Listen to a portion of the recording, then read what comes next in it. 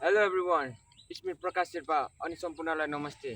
अनि आज तपाईँहरू सबैलाई गुला पर्वको शुभकामना।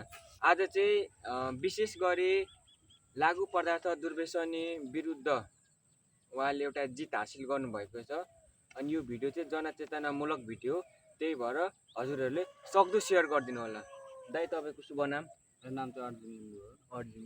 घर चाहिँ कहाँ हो तपाईँको? मेरो सुन्दरता मोरङ घर।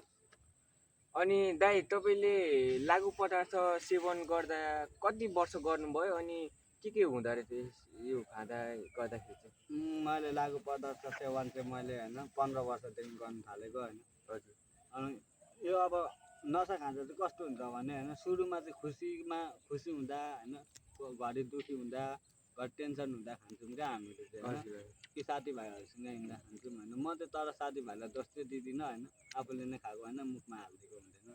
त्यही कारणले होइन म चाहिँ होइन अब नसाबिन रहेको चाहिँ अहिलेसम्म होइन 4 महिना आज 2 दिन भएको छ होइन नसाबिन रहेको चाहिँ। अनि त्यसपछि नसाहरू खाँदा चाहिँ कस्तो हुन्छ भन्दाखेरि सुरुमा चाहिँ अब हामीहरू खाँदै अलिअलि खाँदाखेरि मजा आउँछ होइन।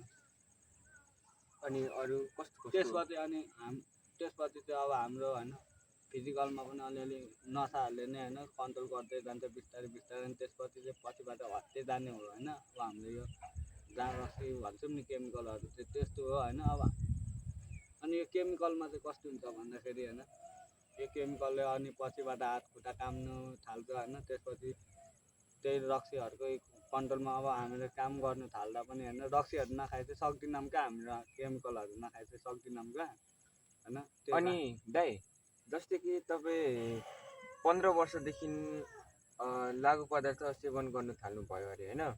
अनि त्यो समयमा चाहिँ घर परिवारमा कस्तो सम्बन्ध भयो त तपाईँको? अब घर परिवारमा कस्तो हुन्छ भन्दा अब हाम्रो खाने मान्छेहरूको चाहिँ कस्तो हुन्छ भने घर परिवार सम्बन्ध चाहिँ हामीले आफैले नै होइन निम्ताउने कुराहरू हो होइन। अब निम्ताउने भन्दा के निम्ताउने भनेको चाहिँ कस्तो भने अब हाम्रो खाएर होइन घरमा हो हल्ला गर्छौँ होइन, घरमा मात्र नभएर गाउँ घरमा पनि अस्तव्यस्त पुऱ्याइसकेको हुन्छौँ क्या हामीलाई चाहिँ होइन। अनि त्यसपछि बाटोमा हिँड्दा पनि होइन, अनि त्यसपछि लाज हुन्छ क्या फेसमा हिँड्नु होइन। त्यही कारणले नै अब रक्सी खाएपछि दारहरू केमिकलहरू खाएपछि त अब बाल हुँदैन नि त, त्यो कुरा हो नि त होइन।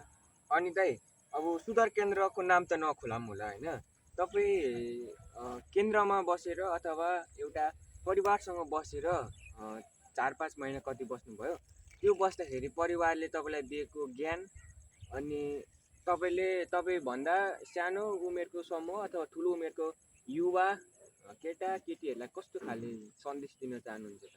अब म चाहिँ कस्तो दिन्छु भन्दाखेरि होइन भाइ अब सेन्टरबाट आएको पनि होइन 2 दिन भएको छ होइन, बोलेर मात्र हुँदैन होइन। अब आफ्नो चाहिँ होइन मनदेखि नैको कुराहरूले उयो गर्नुपर्छ होइन। अब त्यो भनेको चाहिँ कस्तो हुन्छ भने मनदेखि नै अब गरेर व्यवहारले देखाउनुपर्छ। व्यवहार भनेको चाहिँ कस्तो हुन्छ भन्दाखेरि अब हामीले ऱ्यापदेखि निक्लिने बित्तिकै सबै थोक जानेर आएको हुँदैनौँ होइन। त्यही कारणले होइन अब खान छोड्छु भनेर उफ्रिन चाहिँ हुँदैन क्या होइन।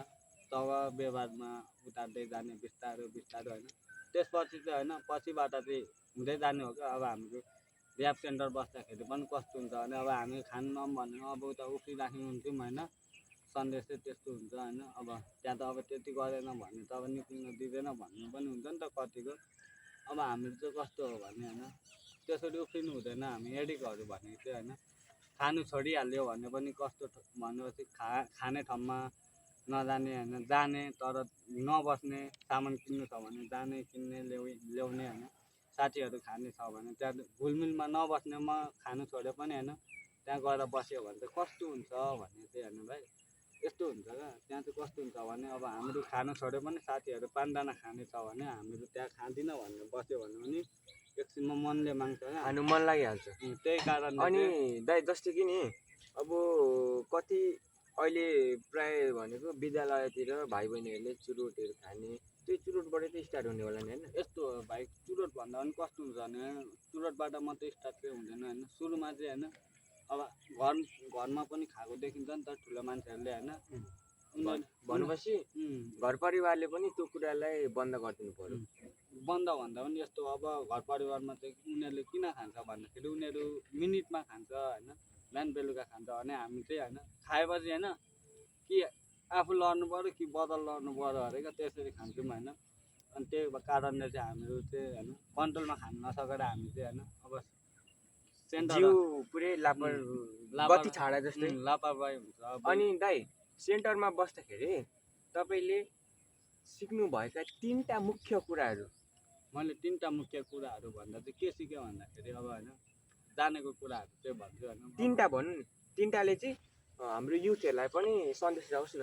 यस्तो हो युथ अब 3टा कुरा भन्दा चाहिँ कस्तो हुन्छ भने अब ठ्याक्क पनि भन्न सक्दिनँ कस्तो हुन्छ भने 3टा कुरा चाहिँ होइन थिङ थिङ थिङ भन्छ अरे क्या। त्यो कुरामा चाहिँ थिङ भनेको चाहिँ कस्तो हुन्छ भने गर्नुभन्दा अगाडि 10चोटि सोच्नुपर्छ अरे क्या होइन, 3चोटि सोच्नुपर्छ अरे। त्यो कुरा चाहिँ सेन्टरमा मैले सिकेको कुराहरू चाहिँ होइन बाबा आमाहरूले पनि होइन छोराछोरीहरूको लागि होइन के गर्छ भन्दा आफ्नो इच्छा मारेर हाम्रो लागि छोराछोरीको लागि होइन छोराछोरीको खुसीलाई होइन हेर्छ अरे क्या।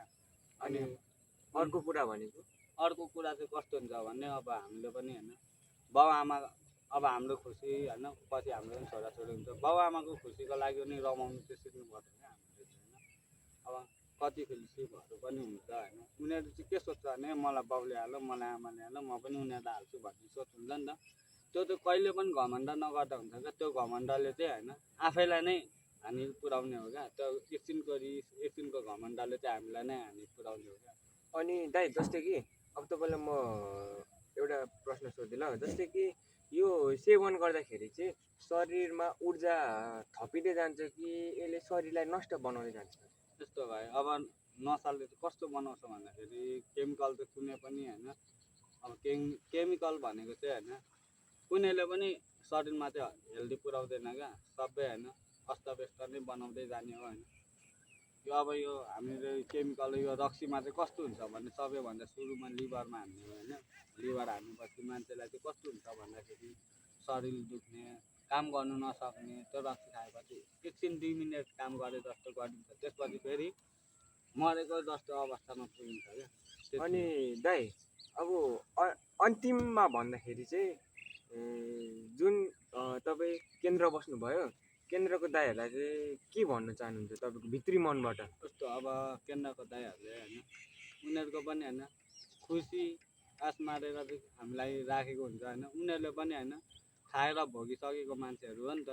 अब उनीहरू पनि खाएर सेन्टरहरू बसेर होइन भोगिसकेर उनीहरूले पनि के सोचेको हुन्छ खानु छोडेर। अब भाइ मै जस्तो खानेहरू हुन्छ, भाइहरू हुन्छ, दाइहरू हुन्छ, उनीहरूलाई चाहिँ सुधार्नुपर्छ है। नखानुहोस् उनीहरूलाई चाहिँ सुधार्नुपर्छ है, केही गर्नुपर्छ है। हामी त बिग्रियौँ उनीहरूलाई चाहिँ नबिगारौँ, भाइहरूलाई पनि नबिगारौँ, भाइहरूलाई पनि सुधारौँ भनेर चाहिँ उनीहरूले होइन उनीहरूको दाइहरूको पनि बाबा आमाहरूलाई होइन निम्ताएर छोराछोरीलाई साइडमा राखेर हामीलाई उनीहरूको छोराछोरी जस्तै गरेर पालेको पहिलो प्राथमिकता त्यो हो।